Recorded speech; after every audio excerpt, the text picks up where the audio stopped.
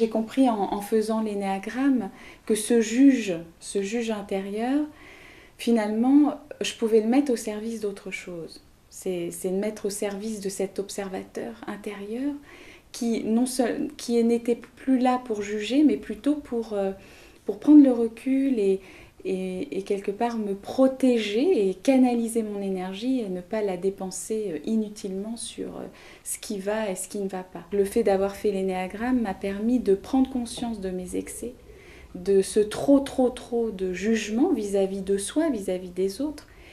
Et j'ai commencé à sortir de ce côté de trop de sérieux. Je ne me voyais pas du tout en colère et en fait cette colère était là. Donc déjà ça a été une première pour moi, c'était d'accueillir cette colère et d'en faire quelque chose, qu'elle ne soit pas intériorisée en permanence et qu'elle soit libérée et extériorisée aussi d'une certaine façon. Et autrefois, effectivement, quand je me mettais une telle pression de bien réussir, voilà, à un examen par exemple, et ben le jour de l'examen, j'étais coupée littéralement de mes ressources. Et j'ai eu des examens qui se sont très mal passés avec de résultats très mauvais, évidemment, parce que j'étais coupée de mes ressources. Autrefois, effectivement, j'étais coupée de cette spontanéité et je me suis rendu compte, avec cette prise de recul en faisant ce cursus-là, que j'étais dans le contrôle et que je m'empêchais d'être moi dans toute ma spontanéité. Je me suis rendu compte que mon souci de perfection me mettait vraiment la pression. Je mettais la barre trop haute et du coup ça me coupait de ma spontanéité.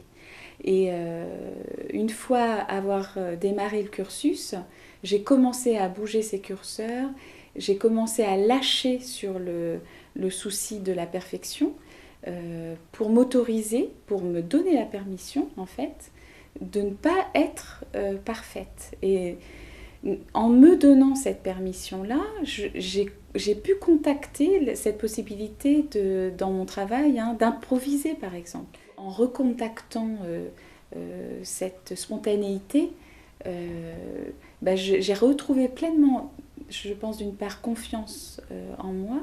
Et puis je me rends compte que je travaille aussi bien qu'avant, voire mieux, parce que en fait, je suis à la fois capable de rigueur, mais de décontraction en même temps. C'est le paradoxe, et aujourd'hui, c'est ce qu'on peut me dire. Donc je suis très contente de cela. Voilà.